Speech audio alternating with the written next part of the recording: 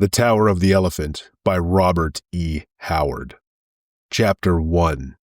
Torches flared murkily on the revels in the mall, where the thieves of the East held carnival by night. In the mall they could carouse and roar as they liked, for honest people shunned the quarters, and watchmen, well paid with stained coins, did not interfere with their sport. Along the crooked, unpaved streets, with their heaps of refuse and sloppy puddles, drunken roisterers staggered roaring. Steel glinted in the shadows, where wolf preyed on wolf, and from the darkness rose the shrill laughter of women and the sounds of scufflings and strugglings. Torchlight licked luridly from broken windows and wide-thrown doors, and out of those doors stale smells of wine and rank, sweaty bodies.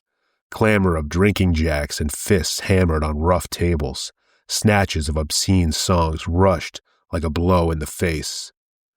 In one of these dens of merriment thundered to the low, smoke-stained roof, where rascals gathered in every stage of rags and tatters, furtive cut-purses, leering kidnappers, quick-fingered thieves, swaggering bravos with their wenches, strident-voiced women clad in tawdry finery.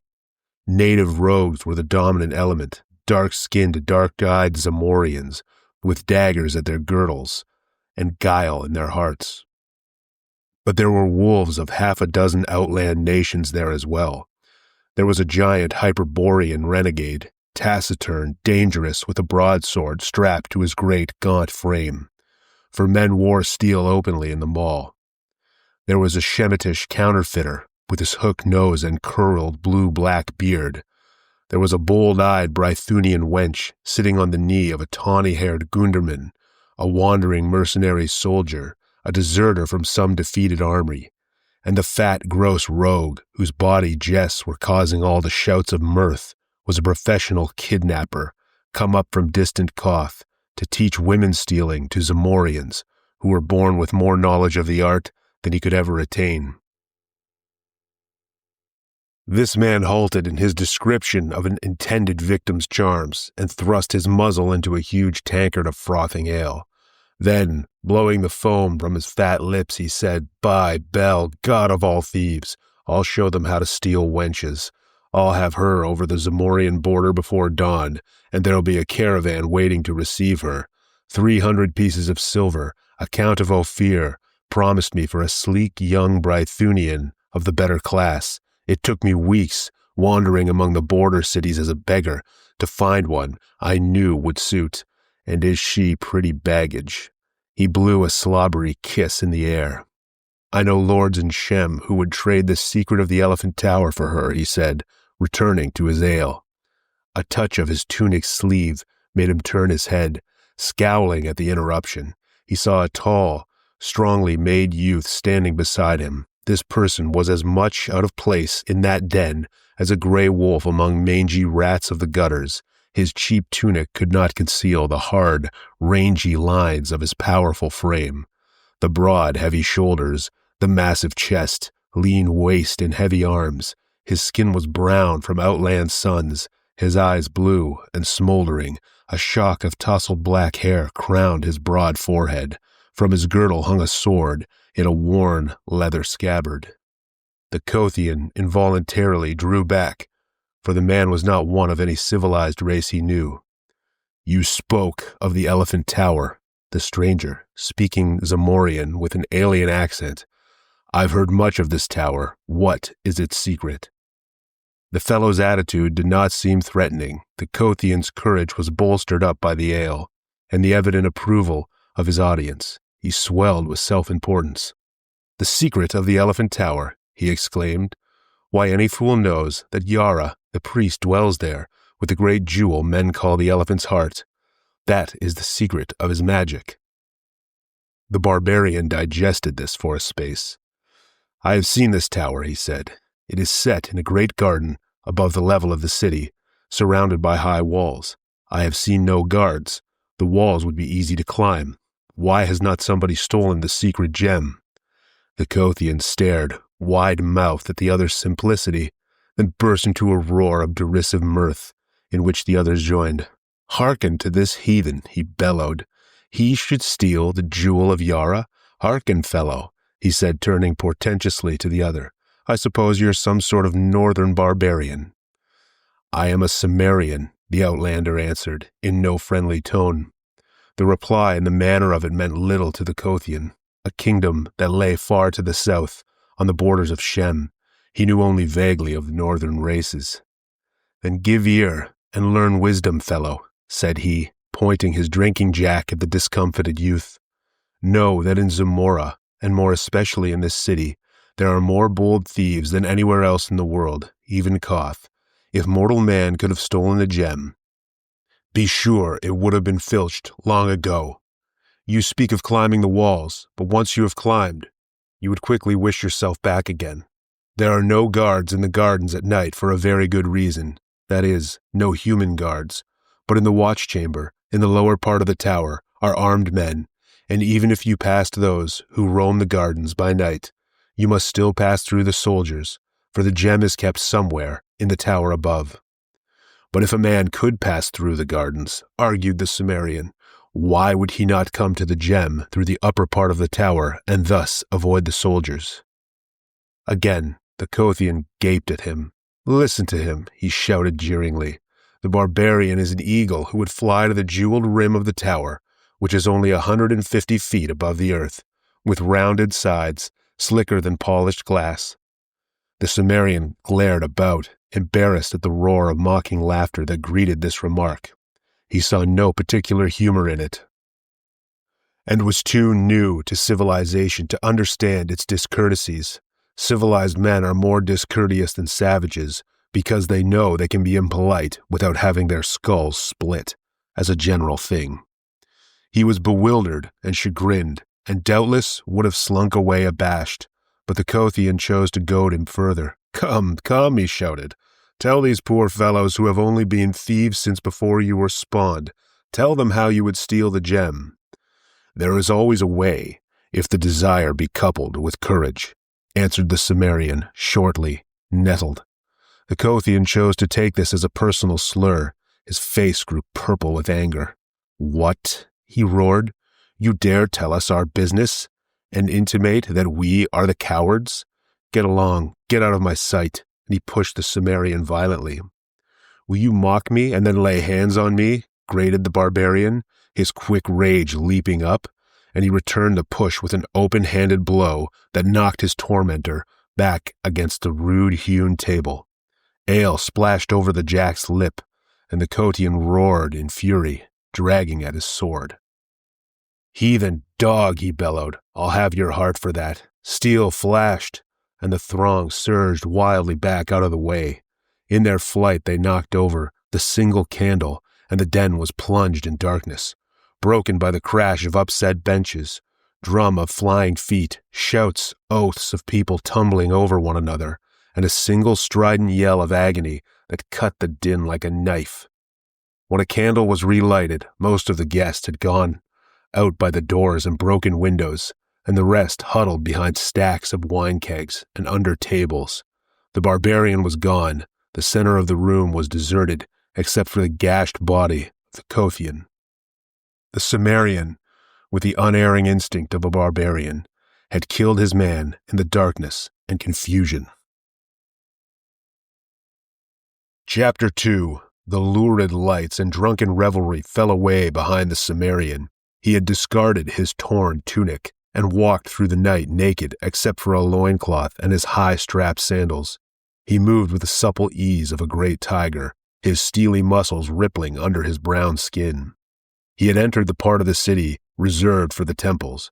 On all sides of him, they glittered white in the starlight, snowy marble pillars and golden domes and silver arches, shrines of Zamora's myriad strange gods. He did not trouble his head about them. He knew that Zamora's religion, like all things of a civilized, long-settled people, was intricate and complex, and had lost most of the pristine essence in a maze of formulas and rituals. He had squatted for hours in the courtyard of the philosophers, listening to the arguments of theologians and teachers, and come away in a haze of bewilderment, sure of only one thing, and that they were all touched in the head. His gods were simple and understandable. Crom was their chief, and he lived on a great mountain, whence he set forth dooms and death. It was useless to call on Crom, because he was a gloomy, savage god, and he hated weaklings. But he gave a man courage at birth, and the will and might to kill his enemies, which, in the Cimmerian's mind, was all any god should be expected to do. His sandaled feet made no sound on the gleaming pave. No watchman passed, for even the thieves of the mall shunned the temples, where strange dooms had been known to fall on violators. Ahead of him, he saw looming against the sky the Tower of the Elephant. He mused, wondering why it was so named. No one seemed to know. He had never seen an elephant, but he vaguely understood that it was a monstrous animal, with a tail in front as well as behind. This, a wandering Shemite had told him, swearing that he had seen such beasts by the thousands in the country of Hyrcanians. But all men knew what liars were the men of Shem. At any rate, there were no elephants in Zamora. The shimmering shaft of the tower rose frostily in the stars. In the sunlight it shone so dazzlingly that few could bear its glare, and men said it was built of silver. It was round, a slim, perfect cylinder 150 feet in height, and its rim glittered in the starlight with the great jewels which crusted it. The tower stood among the waving exotic trees of a garden raised high above the general level of the city. A high wall enclosed this garden, and outside the wall was a lower level, likewise enclosed by a wall. No lights shone forth. There seemed to be no windows in the tower, at least not above the level of the inner wall. Only the gems, high above, sparkled frostily in the starlight. Shrubbery grew thick outside the lower or outer wall. The Cimmerian crept close and stood beside the barrier, measuring it with his eyes. It was high, but he could leap and catch the coping with his fingers. Then it would be child's play to swing himself up and over, and he did not doubt that he could pass the inner wall in the same manner. But he hesitated at the thought of the strange perils which were said to await within. These people were strange and mysterious to him. They were not of his kind, not even of the same blood as the more westerly Brythunians, Nemedians, Kothians, and Aquilonians, whose civilized mysteries had awed him in times past.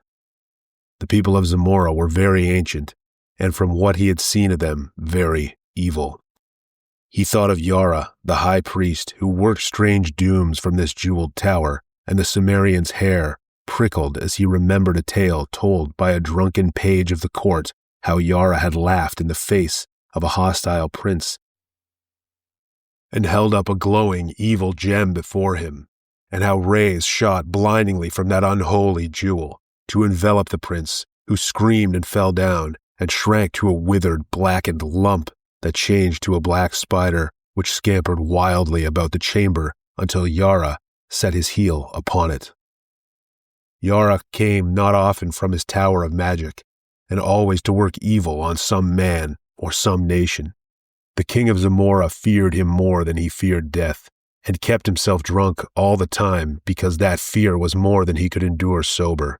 Yara was very old, centuries old, men said, and added that he would live forever because of his magic of his gem, which men called the heart of the elephant, for no better reason than they named his hold the Elephant's Tower. The Cimmerian, engrossed in these thoughts, shrank quickly against the wall.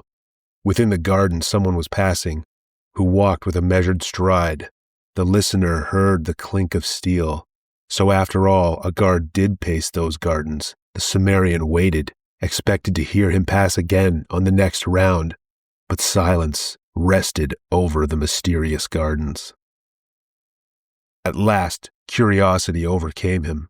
Leaping lightly, he grasped the wall and swung himself up to the top with one arm. Lying flat on the broad coping, he looked down into the wide space between the walls. No shrubbery grew near him, though he saw some carefully trimmed bushes near the inner wall. The starlight fell on the even sward, and somewhere a fountain tinkled. The Cimmerian cautiously lowered himself on the inside and drew his sword, staring about him. He was shaken by the nervousness of the wild at standing, thus unprotected in the naked starlight. and he moved lightly around the curve of the wall, hugging its shadow, until he was even with the shrubbery he had noticed. Then he ran quickly toward it, crouching low, and almost tripped over a form that lay crumpled near the edge of the bushes.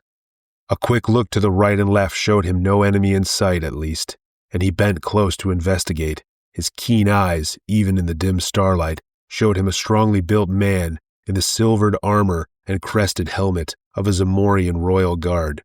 A shield and spear lay near him, and it took but an instant's examination to show that he had been strangled. The barbarian glanced about uneasily. He knew that this man must be the guard he had heard pass his hiding place by the wall. Only a short time had passed, yet in that interval, nameless hands had reached out of the dark and choked out the soldier's life. Straining his eyes in the gloom, he saw a hint of motion through the shrubs near the wall. Thither he glided, gripping his sword. He made no more noise than a panther stealing through the night. Yet the man he was stalking heard. The Cimmerian had a dim glimpse of a huge bulk close to the wall, felt relief that it was at least human.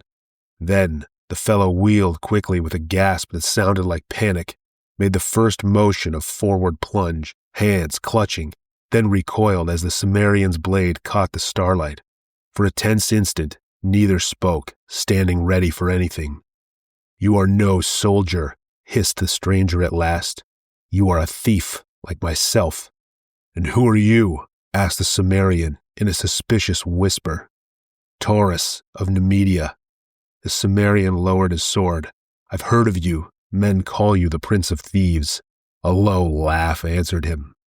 Taurus was as tall as the Cimmerian, and heavier.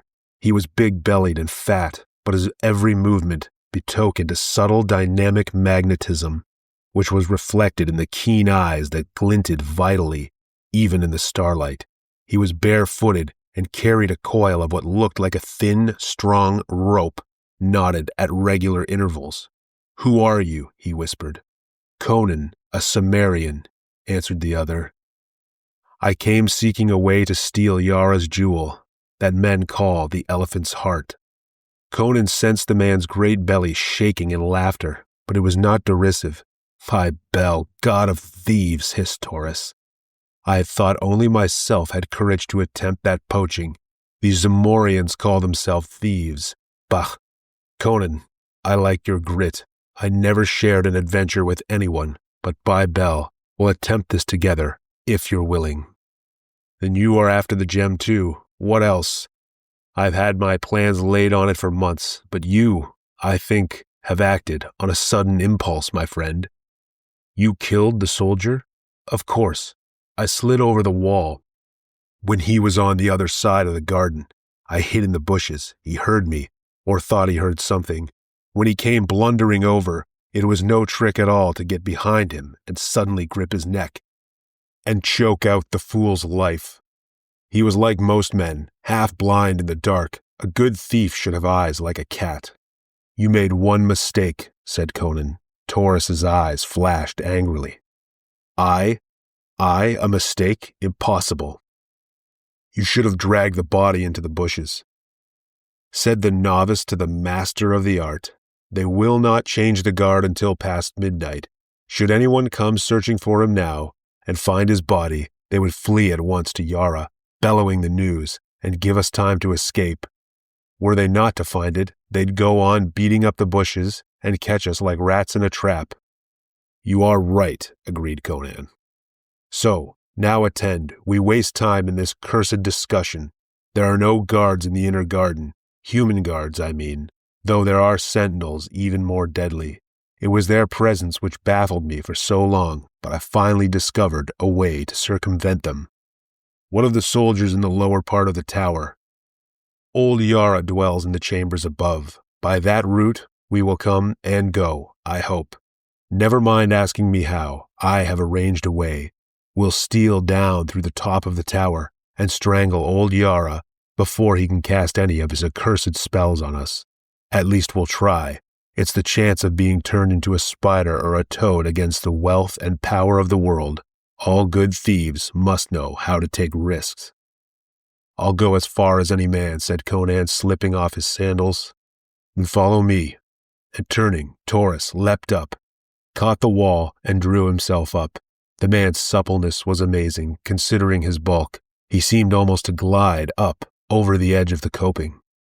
Conan followed him, and lying flat on the broad top, they spoke in wary whispers. "I see no light," Conan muttered. The lower part of the tower seemed much like that portion visible from outside the garden, a perfect gleaming cylinder with no apparent openings. "There are cleverly constructed doors and windows," answered Taurus, "but they are closed. The soldiers breathe air that comes from above." The garden was a vague pool of shadows, where feathery bushes and low spreading trees waved darkly in the starlight. Conan's wary soul felt the aura of waiting menace that brooded over it. He felt the burning glare of unseen eyes, and caught a subtle scent that made the short hairs on his neck instinctively bristle, as a hunting dog bristles at the scent of an ancient enemy. "Follow me," whispered Taurus. "Keep behind me, as you value your life." Taking what looked like a copper tube from his girdle, the Nemedian dropped lightly to the sward inside the wall.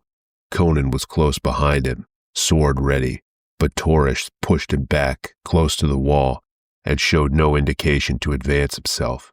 His whole attitude was of tense expectancy, and his gaze, like Conan's, was fixed on the shadowy mass of shrubbery a few yards away. This shrubbery was shaken, although the breeze had died down.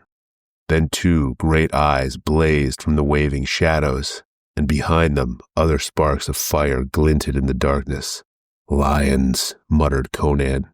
"Aye, by day they are kept in subterranean caverns below the tower. That's why there are no guards in this garden."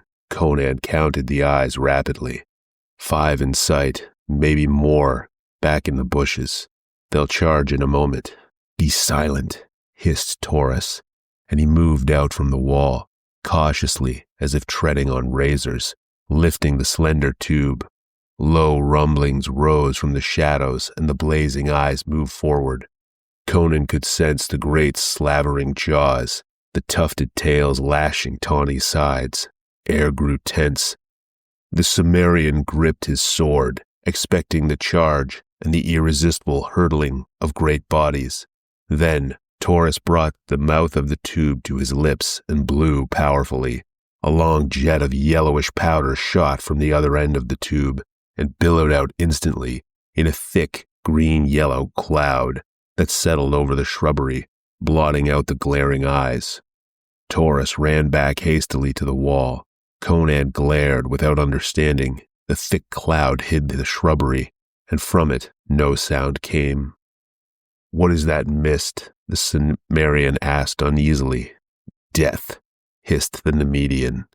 "If a wind springs up and blows it back upon us, we must flee over the wall. But no, the wind is still, and now it is dissipating. Wait until it vanishes entirely. To breathe it in is death." Presently, only yellowish shreds hung ghostily in the air. Then they were gone, and Taurus motioned his companion forward. They stole towards the bushes, and Conan gasped. Stretched out in the shadows lay 5 great tawny shapes. The fire of their grim eyes dimmed forever. A sweetish cloying scent lingered in the atmosphere. "They died without a sound," muttered the Cimmerian. "Taurus, what was that powder?"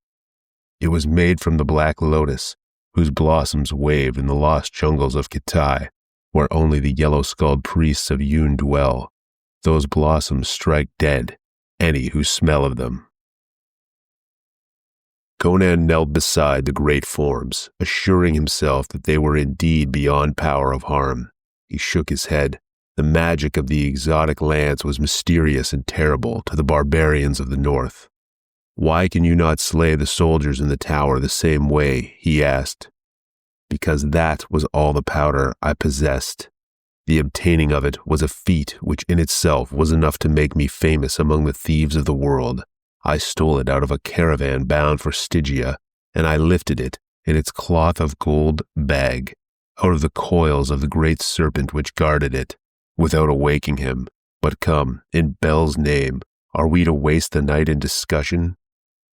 They glided through the shrubbery to the gleaming foot of the tower, and there, with emotion and joining silence, Taurus unwound his knotted cord, on one end of which was a strong steel hook.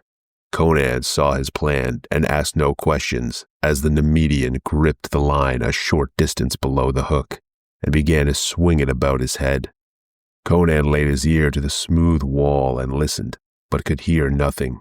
Evidently, the soldiers within did not suspect the presence of intruders, who had made no more sound than the night wind blowing through the trees. But a strange nervousness was on the barbarian. Perhaps it was the lion smell which was over everything. Taurus threw the line with a smooth, ripping motion of his mighty arm.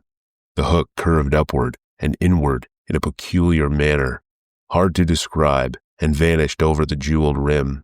It apparently caught firmly, for cautious jerking and then hard pulling did not result in any slipping or giving. "Luck, the first cast," murmured Taurus. It was Conan's savage instinct which made him wheel suddenly, for the death that was upon them made no sound. A fleeting glimpse showed the Cimmerian the giant tawny shape rearing upright against the stars, towering over him for the death stroke. No civilized man could have moved half so quickly as the barbarian moved. His sword flashed frostily in the starlight, with every ounce of desperate nerve, and he threw behind it, and man and beast went down together. Cursing incoherently beneath his breath, Taurus bent above the mass and saw his companion's limbs move as he strove to drag himself from under the great weight that lay limply upon him. A glance showed the startled Nemedian that the lion was dead, its slanting skull split in half. He laid hold of the carcass, and by his aid, Conan thrust it aside and clambered up, still gripping his dripping sword. "Are you hurt, man?" gasped Taurus, still bewildered by the stunning swiftness of that touch-and-go episode. "No, by Crom," answered the barbarian, "but that was as close a call as I've had in a life no ways tame. Why did not the cursed beast roar as he charged?" "All things are strange in this garden," said Taurus. "The lion strikes silently, and so do other deaths. But come, little sound was made in that slaying, but the soldiers might have heard, if they are not asleep or drunk. But surely there are no more. We must climb this cord, little need to ask a Cimmerian if he can." "If it will bear my weight," grunted Conan, cleansing his sword on the grass. "It will bear thrice my own," answered Taurus. "It was woven from the tresses of dead women which I took from their tombs at midnight, and steeped in the deadly wine of the upas tree to give it strength. I will go first, then follow me closely." The Nemedian gripped the rope, and crooking a knee about it, began the ascent. He went up like a cat, belying the apparent clumsiness of his bulk. The Cimmerian followed. The cord swayed and turned on itself, but the climbers were not hindered. Both had made more difficult climbs before. The jeweled rim glittered high above them, jutting out from the perpendicular, a fact which added greatly to the ease of the ascent. Up and up they went, silently, the lights of the city spreading out further and further to their sight as they climbed. The stars above them, more and more dimmed by the glitter of the jewels along the rim. Now Taurus reached up a hand and gripped the rim itself, pulling himself up and over. Conan paused a moment on the very edge, fascinated by the great frosty jewels whose gleams dazzled his eyes. Diamonds, rubies, emeralds, sapphires, turquoises, moonstones, set thick as stars in the shimmering silver. At a distance, their different gleams had seemed to merge into a pulsing white glare, but now at close range, they shimmered with a million rainbow tints and lights, hypnotizing him with their scintillations. "There is a fabulous fortune here, Taurus," he whispered, but the Nemedian answered impatiently, "Come on. If we secure the heart, these and all other things shall be ours." Conan climbed over the sparkling rim. The level of the tower's top was some feet below the gemmed ledge. It was flat, composed of some dark blue substance set with gold that caught the starlight so that the whole looked like a wide sapphire flecked with shining gold dust. Across from the point where they had entered, there seemed to be a sort of chamber built upon the roof. It was of the same silvery material as the walls of the tower, adorned with designs worked in smaller gems. Its single door was of gold, its surface cut in scales, encrusted with jewels that gleamed like ice. Conan cast a glance at the pulsing ocean of lights which spread far below them, then glanced at Taurus. The Nemedian was drawing up his cord and coiling it. He showed Conan where the hook had caught. A fraction of an inch of the point had sunk under a great blazing jewel on the inner side of the rim. "Luck was with us again," he muttered. "One would think that our combined weight would have torn that stone out. Follow me. The real risks of the venture begin now. We are in the serpent's lair, and we know not where he lies hidden." Like stalking tigers, they crept across the darkly gleaming floor and halted outside the sparkling door. With a deft and cautious hand, Taurus tried it. It gave without resistance, and the companions looked in, tensed for anything. Over the Nemedian's shoulder, Conan had a glimpse of a glittering chamber, the walls, ceiling, and floor of which were crusted with great white jewels, which lighted it brightly, and which seemed its only illumination. It seemed empty of life. "Before we cut off our last retreat," hissed Taurus, "go you to the rim and look over on all sides. If you see any soldiers moving in the gardens or anything suspicious, return and tell me. I will await you within this chamber." Conan saw scant reason in this, and a faint suspicion of his companion touched his wary soul, but he did as Taurus requested. As he turned away, the Nemedian slipped inside the door and drew it shut behind him.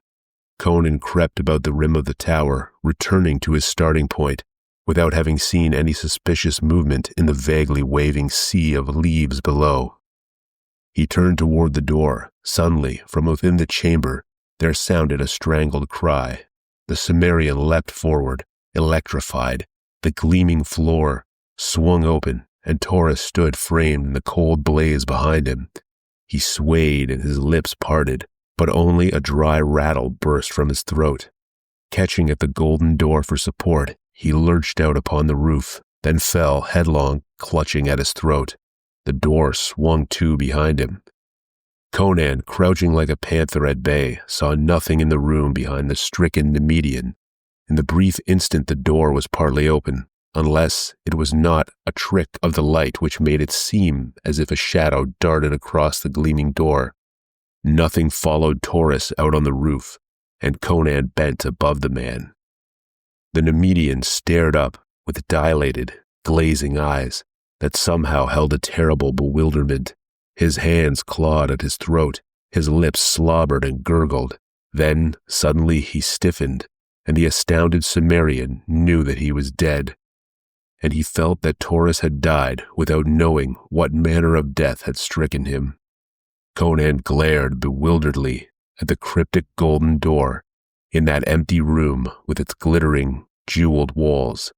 Death had come to the Prince of Thieves as swiftly and mysteriously as he had dealt doom to the lions in the garden below. Gingerly, the barbarian ran his hands over the man's half-naked body, seeking a wound, but the only marks of violence were between his shoulders, high up near the base of his bull neck. 3 small wounds which looked as if 3 nails had been driven deep in the flesh and withdrawn. The edges of these wounds were black, and a faint smell as of putrefaction was evident. Poisoned darts, thought Conan, but in that case the missiles should be still in the wounds. Cautiously he stole toward the golden door, pushed it open, and looked inside. The chamber lay empty, bathed in the cold, pulsing glow of the myriad jewels. In the very center of the ceiling he idly noted a curious design, a black 8-sided pattern. in the center of which 4 gems glittered with a red flame unlike the white blaze of the other jewels. Across the room there was another door, like the one in which he stood, except that it was not carved in the scale pattern. Was it from that door that death had come, and having struck down its victim, had it retreated by the same way? Closing the door behind him, the Cimmerian advanced into the chamber. His bare feet made no sound on the crystal floor. There were no chairs or tables in the chamber, only 3 or 4 silken couches, embroidered with gold and worked in strange serpentine designs, and several silver-bound mahogany chests. Some were sealed with heavy golden locks. Others lay open, their carven lids thrown back, revealing heaps of jewels in a careless riot of splendor to the Cimmerian's astounded eyes. Conan swore beneath his breath. Already he had looked upon more wealth that night than he had ever dreamed existed in all the world, and he grew dizzy thinking of what must be the value of the jewel he sought. He was in the center of the room now, going stooped forward, head thrust out warily, sword advanced, when again death struck at him soundlessly. A flying shadow that swept across the gleaming floor was his only warning, and his instinctive sidelong leap all that saved his life. He had a flashing glimpse of a hairy black horror that swung past him with a clashing of frothing fangs, and something splashed on his bare shoulder that burned like drops of liquid hellfire. Springing back, sword high, he saw the horror strike the floor, wheel and scuttle toward him with appalling speed, a gigantic black spider, such as men see only in nightmare dreams. It was as large as a pig, and its 8 thick, hairy legs drove its ogreish body over the floor at headlong pace. Its 4 evilly gleaming eyes shone with a horrible intelligence, and its fangs dripped venom that Conan knew from the burning of his shoulder, where only a few drops had splashed, as the thing struck and missed, was laden with swift death. This was the killer that had dropped from its perch in the middle of the ceiling on a strand of its web, on the neck of the Nemedian. Fools that they were not to have suspected that the upper chambers would be guarded as well as the lower. These thoughts flashed briefly through Conan's mind as the monster rushed. He leapt high, and it passed beneath him, wheeled and charged back. This time he evaded its rush with a sidewise leap and struck back like a cat. His sword severed one of the hairy legs, and again he barely saved himself as the monstrosity swerved at him, fangs clicking fiendishly. But the creature did not press the pursuit. Turning, it scuttled across the crystal floor and ran up the wall to the ceiling, where it crouched for an instant, glaring down at him with its fiendish red eyes. Then, without warning, it launched itself through space, trailing a strand of slimy, grayish stuff. Conan stepped back to avoid the hurtling body, then ducked frantically, just in time to escape being snared by the flying web rope. He saw the monster's intent and sprang toward the door, but it was quicker, and a sticky strand cast across the door made him a prisoner. He dared not try to cut it with his sword. He knew the stuff would cling to the blade, and before he could shake it loose, the fiend would be sinking its fangs into his back. Then began a desperate game. The wits and quickness of the man matched against the fiendish craft and speed of the giant spider. It no longer scuttled across the floor in a direct charge, or swung its body through the air at him. It raced about the ceiling and the walls, seeking to snare him in the long loops of a sticky gray web strand, which it flung with a devilish accuracy. These strands were thick as ropes, and Conan knew that once they were coiled about him, his desperate strength would not be enough to tear him free before the monster struck.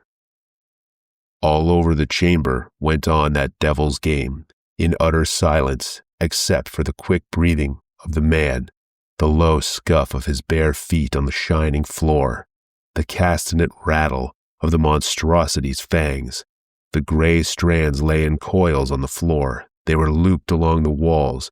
They overlaid the jewel chests and silken couches and hung in dusky festoons from the jeweled ceiling. Conan's steel-trap quickness of eye and muscle had kept him untouched. Though the sticky loops had passed him so close, they rasped his naked hide. He knew he could not always avoid them. He not only had to watch the strands swinging from the ceiling, but to keep his eye on the floor lest he trip in the coils and lay there. Sooner or later, a gummy loop would writhe about him, python-like. And then, wrapped like a cocoon, he would lie at the monster's mercy. The spider raced across the chamber floor, the gray rope waving out behind it.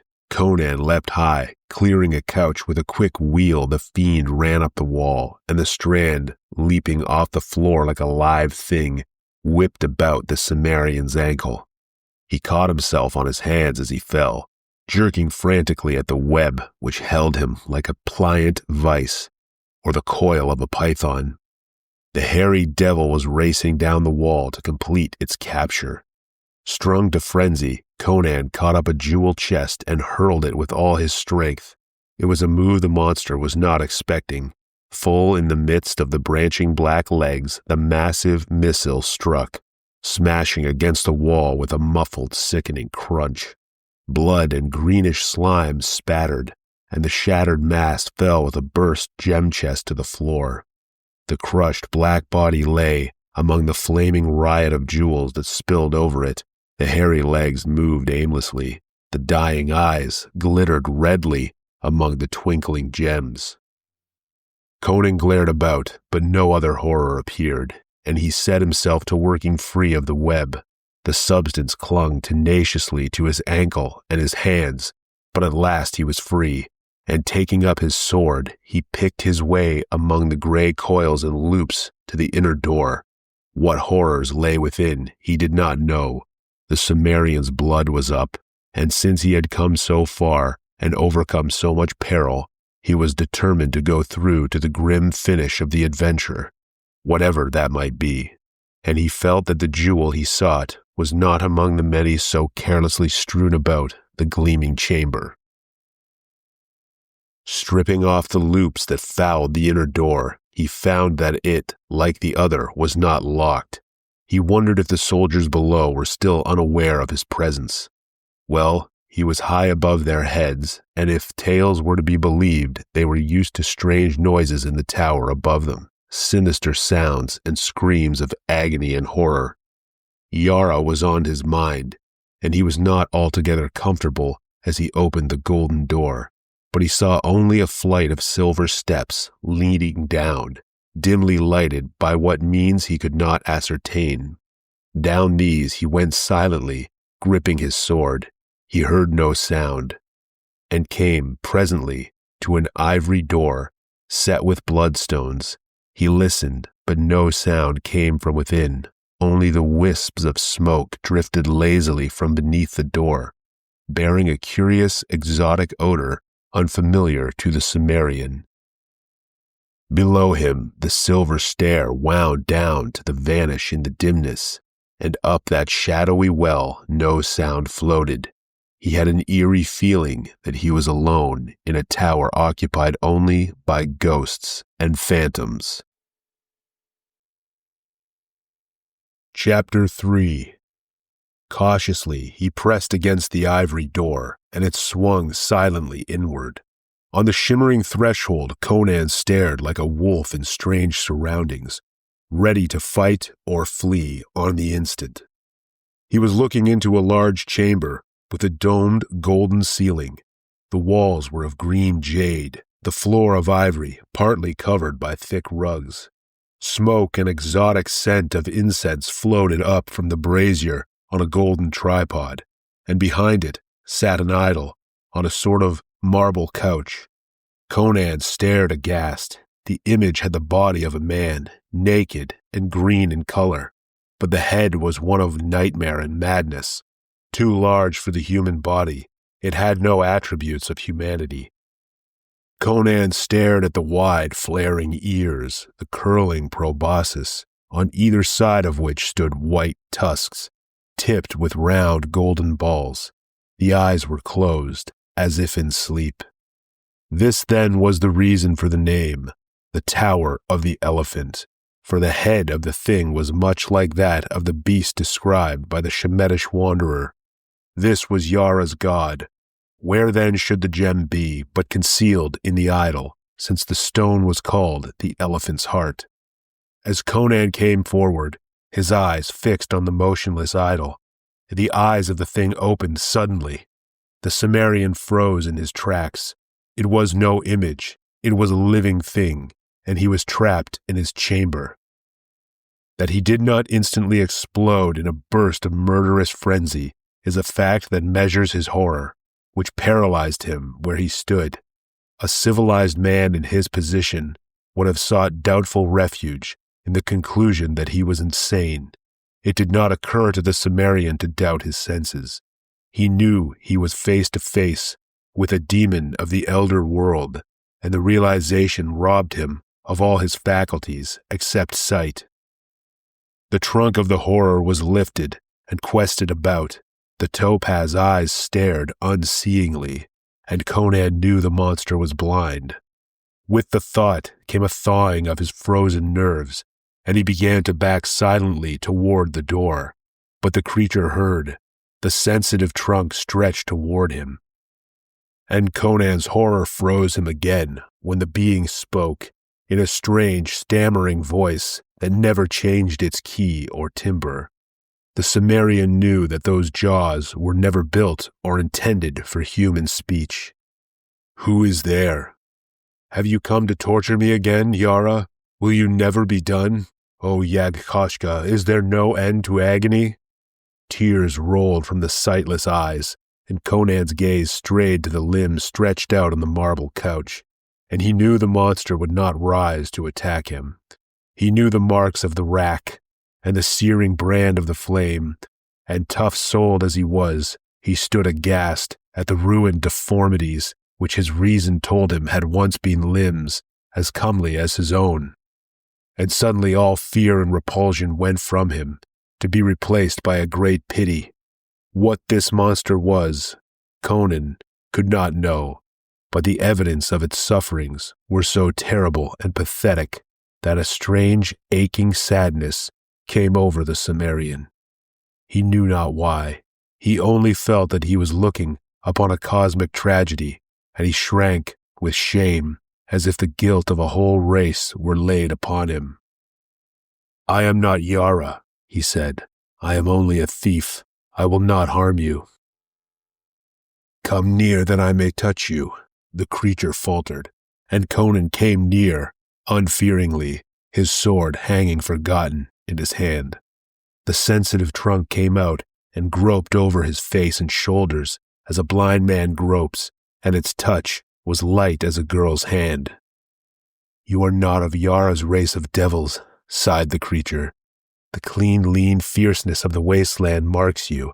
I know your people from of old, whom I knew by another name in the long, long ago, when another world lifted its jeweled spires to the stars. There is blood on your fingers." "A spider in the chamber above, and a lion in the garden," muttered Conan. "You have slain a man too this night," answered the other, "and there is death in the tower above. I know." "Aye," muttered Conan, "the prince of all thieves lies there dead from a bite of the vermin." So and so, the strange inhuman voice rose in a sort of low chant. "A slaying in the tavern and a slaying on the road, I know, I feel, and the third will make the magic of which not even Yara dreams. Oh, magic of deliverance, green gods of Yag." Again tears fell as the tortured body was rocked to and fro in the grip of varied emotions. Conan looked on, bewildered. Then the convulsions ceased. The soft, sightless eyes were turned toward the Cimmerian. The trunk beckoned. "O man, listen," said the strange being. "I am foul and monstrous to you, am I not? Nay, do not answer, I know. but you would seem as strange to me could I see you. There are many worlds beside this earth, and life takes many shapes. I am neither god nor demon, but flesh and blood like yourself, though the substance differ in part, and the form be cast in a different mold. I am very old, O man, of the waste countries. Long and long ago I came to this planet with others of my world, from the green planet Yag, which circles forever in the outer fringe of this universe. We swept through space on mighty wings that drove us through the cosmos, quicker than light, because we had warred with the kings of Yag and were defeated and outcast. But we could never return, for on earth our wings withered from our shoulders. Here we abode apart from earthly life. We fought the strange and terrible forms of life, which then walked the earth, so that we became feared and were not molested in the dim jungles of the east, where we had our abode. We saw men grow from the ape and build the shining cities of Elusia, Camellia, Camoria, and their sisters. We saw them reel before the thrusts of the heathen Atlanteans and Picts and Lemurians. We saw the oceans rise and engulf Atlantis and Lemuria, and the isles of the Picts, and the shining cities of civilization. We saw the survivors of Pictdom and Atlantis build their Stone Age empires and go down to ruin, locked in bloody wars. We saw the Picts sink into abysmal savagery, the Atlanteans into apedom again. We saw new savages drift southward in conquering waves from the Arctic Circle to build a new civilization, with new kingdoms called Nemedia and Koth and Aquilonia and their sisters. We saw your people rise under a new name from the jungles of the apes that had been Atlanteans. We saw the descendants of the Lemurians, who had survived the cataclysm, rise again through savagery and ride westward as Hyrcanians. We saw this race of devils, survivors of the ancient civilization that was before Atlantis sank, come once more into culture and power, this accursed kingdom of Zamora.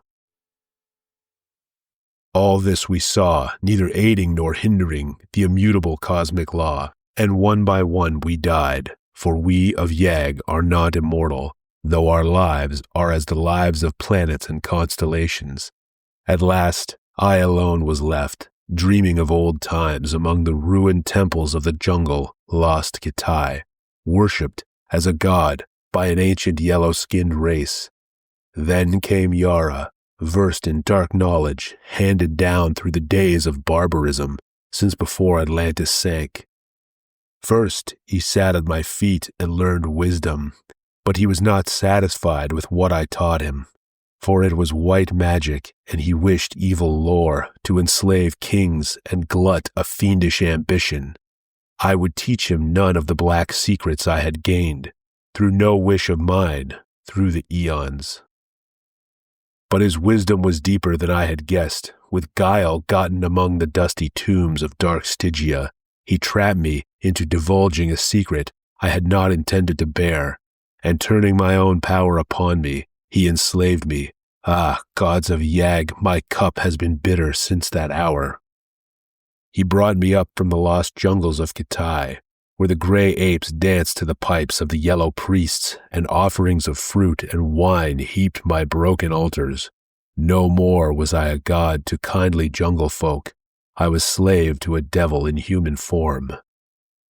Again the tears stole from the unseeing eyes. He penned me in this tower, which at his command I built for him in a single night. By fire and rack he mastered me, and by strange unearthly tortures you would not understand. In agony, I would long ago have taken my own life, if I could, but he kept me alive, mangled, blinded, and broken, to do his foul bidding. And for 300 years I have done his bidding, from this marble couch, blackening my soul with cosmic sins and staining my wisdom with crimes, because I had no other choice. Yet not all my ancient secrets has he wrested from me, and my last gift shall be the sorcery of the blood and the jewel. For I feel the end of time draw near. You are the hand of fate. I beg of you, take the gem you will find on yonder altar. Conan turned to the gold and ivory altar indicated and took up a great round jewel, clear as crimson crystal, and he knew that it was the heart of the elephant. Now for the great magic, the mighty magic, such as earth has not seen before, and shall not see again, through a million of millenniums.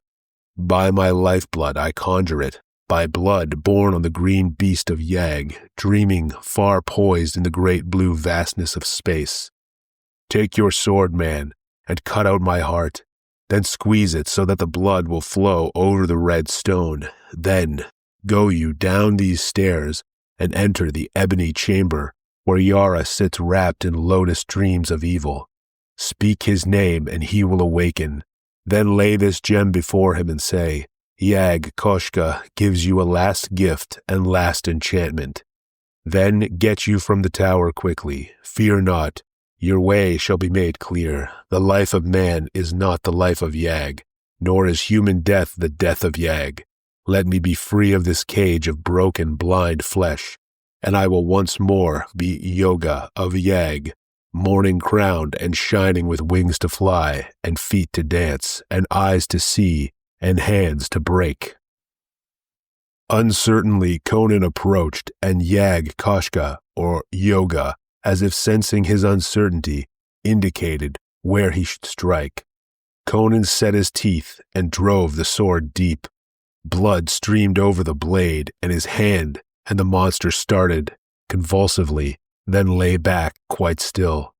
Sure that life had fled, at least life as he understood it, Conan set to work on his grisly task and quickly brought forth something that he felt must be the strange being's heart, though it differed curiously from any he had ever seen. Holding the pulsing organ over the blazing jewel, he pressed it with both hands, and the rain of blood fell on the stone. To his surprise, it did not run off, but soaked into the gem, as water is absorbed by a sponge. Holding the jewel gingerly, he went out of the fantastic chamber and came upon the silver steps. He did not look back. He instinctively felt that some transmutation was taking place in the body on the marble couch, and he further felt that it was a sort not to be witnessed by human eyes. He closed the ivory door behind him, and without hesitation, descended the silver steps. It did not occur to him to ignore the instructions given him. He halted at the ebony door, in the center of which was a grinning silver skull, and pushed it open. He looked into the chamber of ebony and jet, and saw on a black silken couch a tall, spare form reclining. Yara, the priest and sorcerer, lay before him, his eyes open and dilated with the fumes of the yellow lotus, far staring as if fixed on gulfs and nighted abysses beyond human ken. Yara, said Conan, like a judge pronouncing doom, awaken. The eyes cleared instantly and became cold and cruel as a vulture's. The tall, silken-clad form lifted erect and towered gauntly above the Cimmerian. Dog! His hiss was like the voice of a cobra. What do you hear? Conan laid the jewel on the ebony table. He who sent this gem bade me say, Yag Koshka gives you a last gift and last enchantment. Yara recoiled, his dark face ashy. The jewel was no longer crystal clear. Its murky depths pulsed and throbbed, and curious smoky waves of changing color passed over its smooth surface. As if drawn hypnotically, Yara bent over the table and gripped the gem in his hands, staring into its shadowed depths as if it were a magnet to draw the shuddering soul from his body. And as Conan looked, he thought that his eyes must be playing tricks. For when Yara had risen up from his couch, the priest had seemed gigantically tall, and now he saw that Yara's head would scarcely come to his shoulder. He blinked, puzzled, and for the first time that night doubted his own senses. Then with a shock, he realized that the priest was shrinking in stature, growing smaller before his very gaze. With a detached feeling, he watched as a man might watch and play, Immersed in a feeling of overpowering unreality, the Cimmerian was no longer sure of his own identity. He only knew that he was looking upon the external evidence of the unseen play of vast outer forces beyond his understanding. Now Yara was no bigger than a child. Now, like an infant, he sprawled on the table, still grasping the jewel. And now the sorcerer suddenly realized his fate, and he sprang up, releasing the gem. But still he dwindled, and Conan saw a tiny pygmy figure rushing wildly about the ebony tabletop, waving tiny arms and shrieking in a voice that was like a squeak of an insect. Now he had shrunk until the great jewel towered above him like a hill. And Conan saw him cover his eyes with his hands as if to shield them from the glare. As he staggered about like a madman, Conan sensed that some unseen magnetic force was pulling Yara to the gem. Thrice he raced wildly about in a narrowing circle. Thrice he strove to turn and run out across the table. Then, with a scream that echoed faintly in the ears of the watcher, the priest threw up his arms and ran straight toward the blazing globe. Bending close, Conan saw Yara clamber up the smooth, curving surface, impossibly, like a man climbing a glass mountain. Now the priest stood on the top, still with tossing arms, invoking what grisly names only the gods know, and suddenly he sank into the very heart of the jewel, as a man sinks into the sea, and Conan saw the smoky waves close over his head. Now he saw him in the crimson heart of the jewel, once more crystal clear, as a man sees a scene, far away, tiny with great distance, and into the heart came a green, shining, winged figure, with the body of a man and the head of an elephant, no longer blind or crippled. Yara threw up his arms and fled, as a madman flees, and on his heels came the avenger. Then, like the bursting of a bubble, the great jewel vanished in a rainbow burst of iridescent gleams, and the ebony tabletop lay bare and deserted, as bare, Conan somehow knew, as the marble couch in the chamber above, where the body of that strange transcosmic being called Yag Kashka and Yoga had lain. The Cimmerian turned and fled from the chamber, down the silver stairs. So amazed was he that it did not occur to him to escape from the tower by the way he had entered it. Down that winding, shadowy silver well he ran, and came into a large chamber at the foot of the gleaming stairs. There he halted for an instant. He had come into the room of soldiers. He saw the glitter of their silver corselets, the sheen of their jeweled sword hilts. They sat slumped at the banquet board, their dusky plumes waving somberly above their drooping helmeted heads. They lay among their dice and fallen goblets, on the wine-stained lapis lazuli floor, and he knew that they were dead. The promise had been made, the word kept, whether sorcery or magic, or the falling shadow of great green wings had stilled the revelry, Conan could not know, but his way had been made clear, and a silver door stood open, framed in the whiteness of dawn. Into the waving green gardens came the Cimmerian, and as the dawn blew upon him with the cool fragrance of luxuriant growths, he started. Like a man waking from a dream, he turned back uncertainly to stare at the cryptic tower he had just left. Was he bewitched and enchanted? Had he dreamed all that had seemed to have passed?